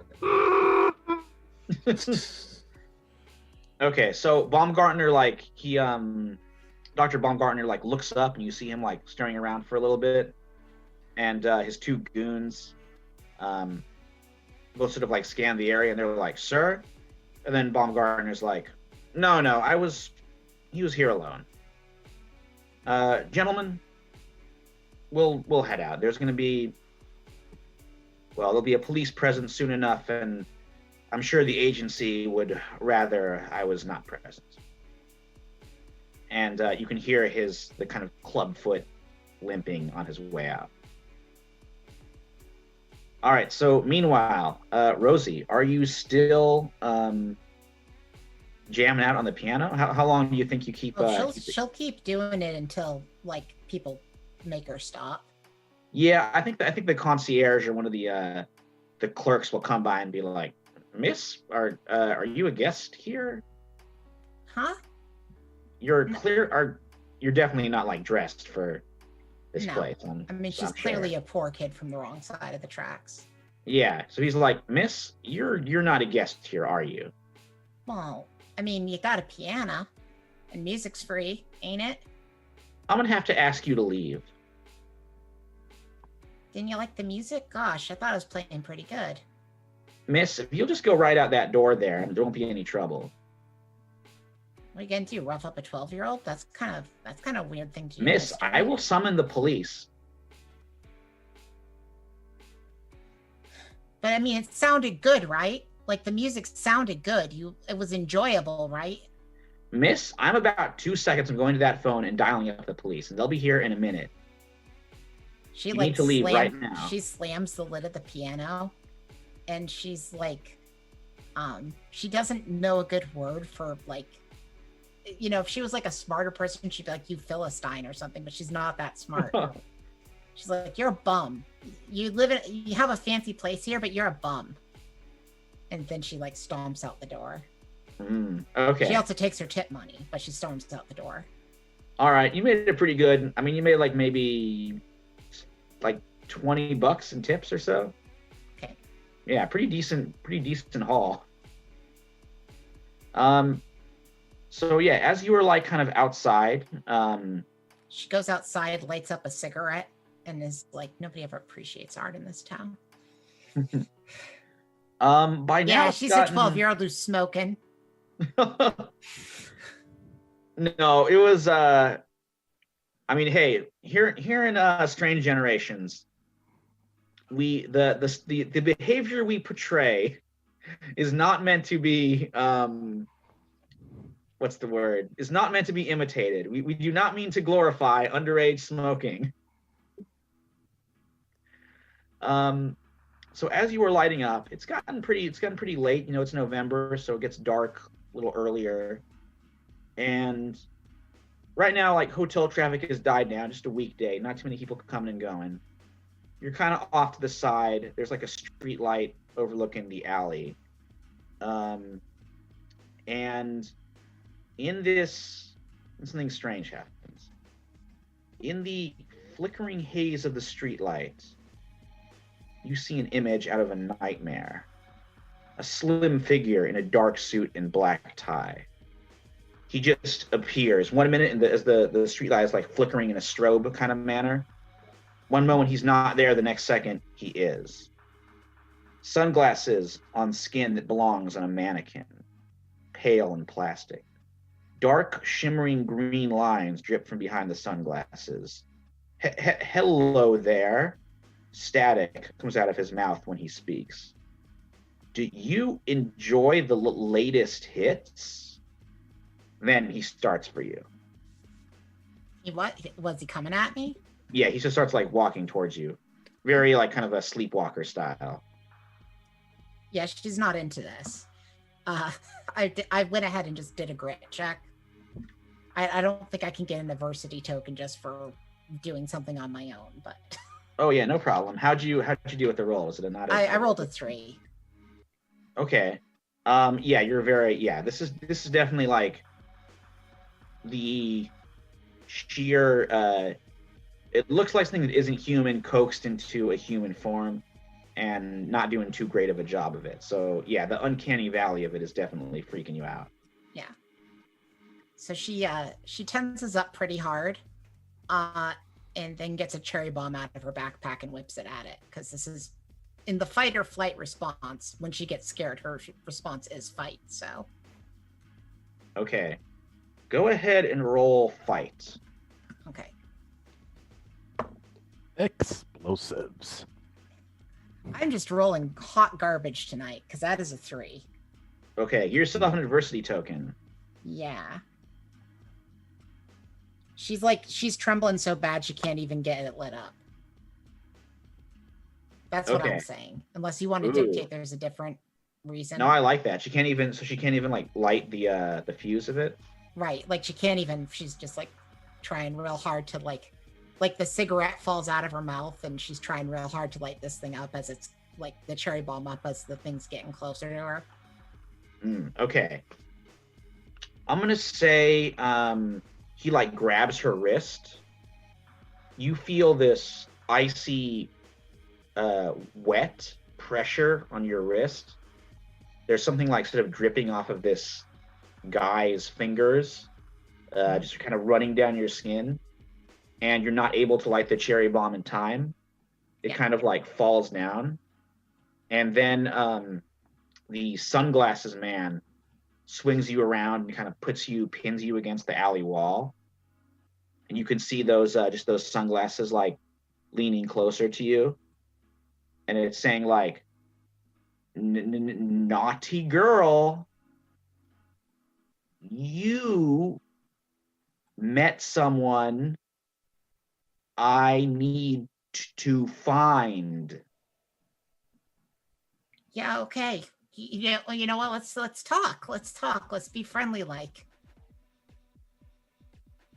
Do you like the latest hits? I mean, like, what are you talking about? Where is my friend? Are you talking about the like little weird guy in the jumpsuit? At this point, I would say Jorgensen's body comes like flying down, smashes into the street a little bit opposite, and there's like quite a bit of chaos, people screaming. Hey, probably from wherever that guy fell from, mister. Yeah, he looks away and is distracted by this. Okay. She's gonna try to escape at this point. I guess that's flight. Yeah, this would definitely be flight, trying to wriggle free. Yeah, she doesn't. She's trying real hard, but that's a 2. All right. He like you're yourself an adversity token. Yep. What do you think messes you up? I think that this guy's very, very strong and has her pinned against a wall. Yeah, just not able to break free. Despite the fact that she thinks that she's tough, she's still 12. And that might make her bigger than most of the boys her age, but it doesn't make her bigger than a full-grown, terrifying monster man. Okay. I think he points up with his finger up at the hotel, and he's just like, in there? Yeah, mister, probably in there. I don't know. I didn't go up with them. Your friends in there? I was told that they're not my friends, so I don't know. Go up and murder them. I don't care. Just let me go. Do you enjoy the latest hits? Yes? When they come down, bring them to me. Where are you going to be? He just like smiles. And then he lets go of you. And just like takes a step back. The strobe flickers once more. And as the light changes, he is gone. Oh, I'm playing one of those bad guy kids from the movies. I see what's happened with this one. Oh, maybe. Well, we'll see. But I think that is the perfect spot to bring this episode to a close. Mhm. Whew, Well- on that cliffhanger. She's gonna end up possessed by monsters. Well, Oh. hey, it's early yet, you know? I was expecting Jorgensen to drop a lot sooner. Well, I kind of like. I mean, I don't know how long she stayed to play music. Mhm. How long you guys were talking to him. Yeah. So Stayed long enough hopefully, that they literally kicked her out of the joint. So yeah. Look, I will say the timing worked out. Look, it's It my did. story, so I would say the timing worked out perfectly for my purposes. Well, it definitely seems that my blunt flaw did not work well in terms of keeping Rosie around. Yeah, I gotta say, this bunch of kids seems a lot less capable than the other ones who were like yeah, she was grabbing just axes and hacking up the monsters from last time. But you know that's all right. I like the vulnerability. she was just told that literally nobody likes her and her flaw is insecure. So it's like, Yep. fine, nobody's my friend. I don't care. Murder them. Whatever. Just leave Yeah, me no. alone. Sean is blunt and gloomy, so What do you want me to do? I'm No, it's 13. good. All right, we'll pick up Russell- right after that with our friends leaving the hotel and with this man in black after them when we come back next week for episode 2, which I'm calling Midnight Climax. Oh no. Oh no. So no, it was really good, guys. I really like seeing like a total shift of these characters. Like your new characters are like, I don't know, well, I can't help you. I don't know. I'm just a dumb kid. It was like, I know a just bird kid. call. That's all I. yeah. That's all I do. I'm a kid. What's wrong with you? No, so Yeah. I really enjoyed that a lot. God, this character is so the opposite of Desi. So this is Oh, was really I love solid. it. No, thanks for that. We will be back next week. We're going through this through the holidays. We're gonna have some good times. Just play some games and enjoy ourselves. And if you enjoy it, even better. So there was a little question. I was like, Slender Man. That came through the chat. I was like, ooh. So thanks for that, Gray Mouse. But Ooh, the yeah, thought- I would say. I mean, this a little Slender Man. yeah, it's they're just sort of like the original reports of like the Men in Black, like kind of before, you know, the Will Smith, Tommy Lee Jones, and they became more sort of heroic characters. Like the original reports of the Men in Black, when they're supposed to be Much like darker. actual aliens themselves, Mhm. are like so creepy and Yeah. weird. They're like, you know, very kind of David Lynch, which I was so trying to get across. No, it was really good. It felt good. In a bad way? No, it felt bad. Yeah. It felt bad in a good way. I think that's what I was trying to say. But thank you so much, guys, for playing this and putting this out into the world. We will be back next week. We love doing this. So, and until next week, you make sure and pull up a chair. And make time. Time to tabletop. Thanks, guys. This was amazing. We will see you very soon. Yeah. Have a great Thanksgiving Yes. and happy holidays. Don't be care. like, don't do anything that Rosie does other than play music. Just Yeah, enjoy. And Good stay point safe there. out there.